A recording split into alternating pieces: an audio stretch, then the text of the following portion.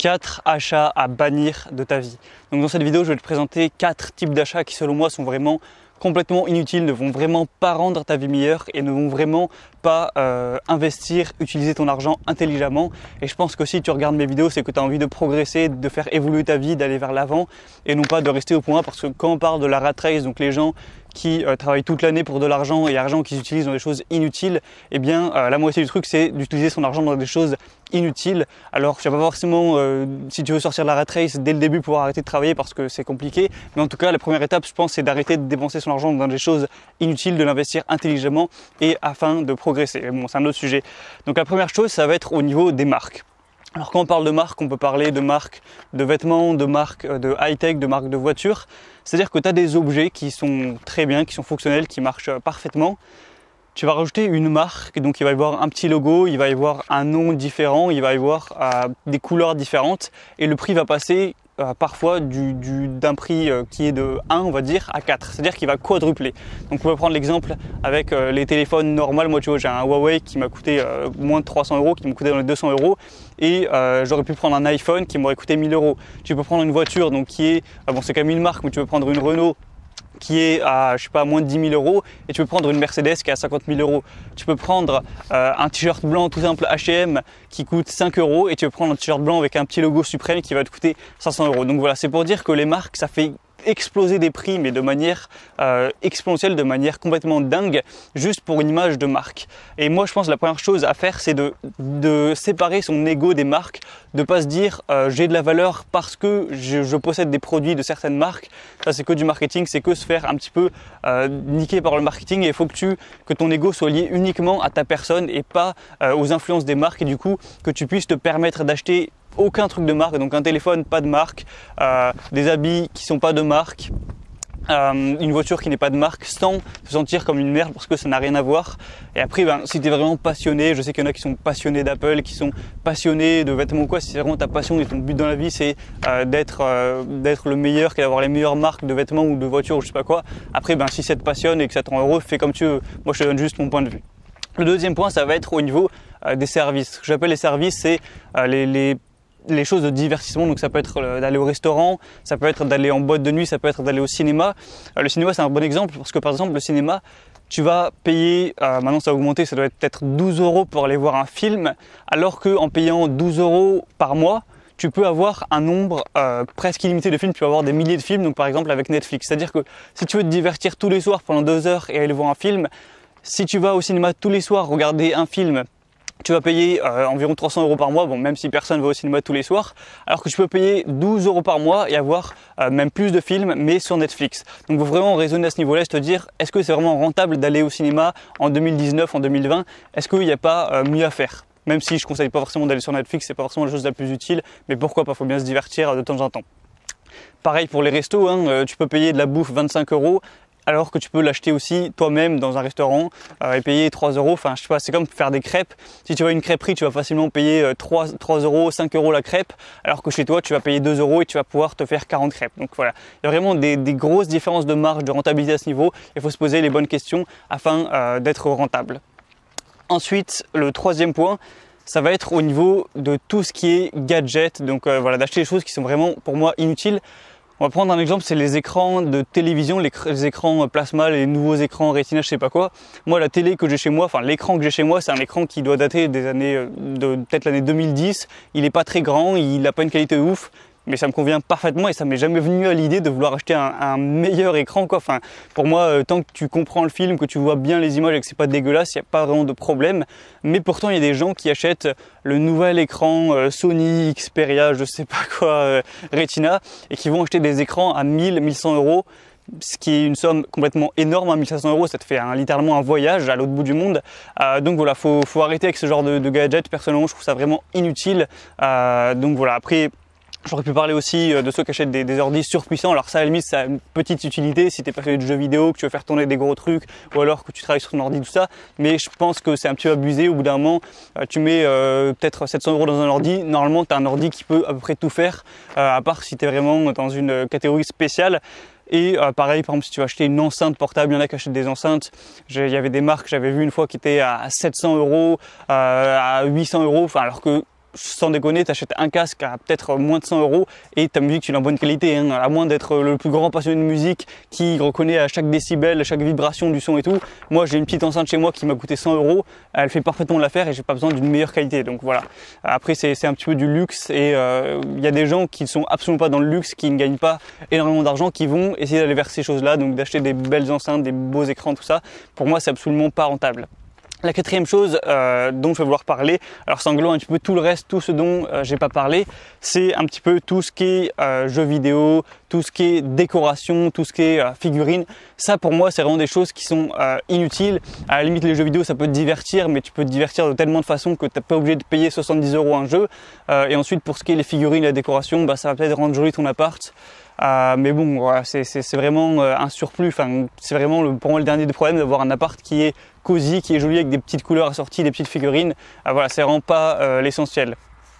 Donc voilà, déjà, si tu vires ces 4 choses de ta vie, donc que tu arrêtes d'acheter des marques, d'être un peu victime des marques, si tu arrêtes d'aller au resto tous les 3 jours ou d'aller au cinéma, ou aussi d'aller en bonne nuit là où c'est vraiment n'importe quoi, tu vas payer de l'alcool 10 € le verre alors que ça devrait coûter normalement 1 €. Enfin, voilà, si tu arrêtes tout ça, aussi des choses à savoir sur les sorties, c'est que je te dis pas d'arrêter toutes les sorties. Moi aussi ça me fait plaisir de temps en temps d'aller au restaurant. Au cinéma j'y vais vraiment plus, mais au restaurant ça peut me faire plaisir de temps en temps, de pas avoir à cuisiner, à faire la vaisselle, c'est quand même agréable. Mais ce que je vais te dire, c'est pas d'arrêter d'y aller simplement, c'est juste d'y aller moins. C'est-à-dire que déjà tu vas dépenser moins parce que tu vas y aller moins souvent, mais en plus, étant donné que ce sera plus rare dans ta vie, je pense que tu vas beaucoup plus apprécier le peu de fois où tu iras, alors qu'avant tu allais systématiquement. Donc ça peut vraiment être intéressant. À la fois tu vas mieux profiter, à la fois tu vas moins dépenser. Donc voilà, après voilà, tout ce qui est gadget, j'en ai déjà parlé, tout ce qui est des choses inutiles comme la décoration qui a vraiment pas une très grande utilité pratique, voire aucune utilité. Et du coup, une fois que tu as fait ça, une fois que tu as arrêté ou diminué fortement d'acheter ces choses-là, eh bien tu vas avoir un surplus d'argent. Si tu avais l'habitude de dépenser 1500 € par mois, et en achetant ces choses-là, tu vas peut-être n'avoir plus qu'à dépenser 1200 € par mois, tu vas avoir 300 € peut-être, tu ne vas pas trop savoir où les mettre. Eh bien maintenant, il va falloir le dépenser intelligemment. Il va falloir par exemple le mettre dans l'apprentissage. Donc tu peux acheter des bouquins, tu peux acheter des cours avec des coachs, des personnes, tu peux acheter des formations en ligne, hein, comme moi j'en vends, donc tu vois, c'est pour ça que je le dis aussi. Voilà, tu vas pouvoir acheter des choses qui vont te faire progresser, du contenu qui va t'apprendre des choses, qui va te faire monter vers le haut, qui va te faire devenir une meilleure version de toi-même tout simplement. Alors que ça peut être n'importe quoi, ça peut être des cours de langue, ça peut être des cours d'un instrument de musique, ça peut être des cours sur comment créer un business, ou je sais pas, sur plein de choses très intéressantes. Donc c'est de l'argent qui va être rentable parce que tu vas peut-être payer un petit peu ou beaucoup d'argent, mais ça va te faire devenir quelqu'un de meilleur, et du coup ça pour toute ta vie. Donc pour moi c'est quelque chose d'extrêmement rentable. Il faut savoir que moi j'ai beau ne pas acheter de marque, ne pas acheter de gadgets, tout ça, cette année j'ai dû dépenser au moins 500 € en livres, c'est quand même beaucoup, 500 €. Donc voilà, ça m'a fait des dizaines et des dizaines de livres, et pour moi c'est un investissement qui est extrêmement rentable parce que tout ce que ça m'a pris ces livres, je vais pouvoir le garder en tête pour des années, voire le restant de ma vie, et ça m'a fait devenir quelqu'un de meilleur qui agit de manière meilleure, enfin en tout cas je trouve, et du coup pour moi c'est totalement rentable et j'ai pas hésité une seule seconde à mettre 500 € là-dedans. Deuxième chose, c'est à la limite de mettre ça dans des expériences enrichissantes. Par exemple, tu vas faire un voyage, tu vas pas faire juste un voyage pour kiffer, pour être sur la plage, pour avoir des beaux hôtels, tout ça. Un voyage, ça peut t'apporter la richesse d'une autre culture, une culture différente, te faire réfléchir sur ta vie, te faire réfléchir sur le monde, et au final, ça peut vraiment t'apporter beaucoup plus qu'il n'y paraît. Pas juste un voyage pour kiffer, mais un voyage pour t'enrichir culturellement, et ça aussi, ça peut être très rentable à long terme parce que ça t'améliore qui tu es. Ensuite, troisième point, ça peut être si tu as un projet, si tu veux lancer une entreprise, une idée de business, ou alors que voilà, tu veux tester quelque chose et tu as besoin à chaque fois que tu as besoin en même temps de temps et peut-être de matériel, donc d'argent, eh bien tu peux te économiser pendant plusieurs mois, plusieurs années en arrêtant d'acheter ces choses dont je t'ai parlé et mettre en place l'argent que tu as économisé pour réaliser ton projet justement. Ça peut être tout et n'importe quoi. Moi par exemple, j'ai économisé pendant 3 ans plusieurs milliers d'euros, et ces milliers d'euros je les utilise maintenant pour ne pas avoir travaillé pendant plusieurs mois, voire plus d'1 an, et pouvoir essayer de réaliser mon business comme ça du coup à plein temps. Le quatrième point, c'est que ça va aussi t'apporter de la liberté si tu veux.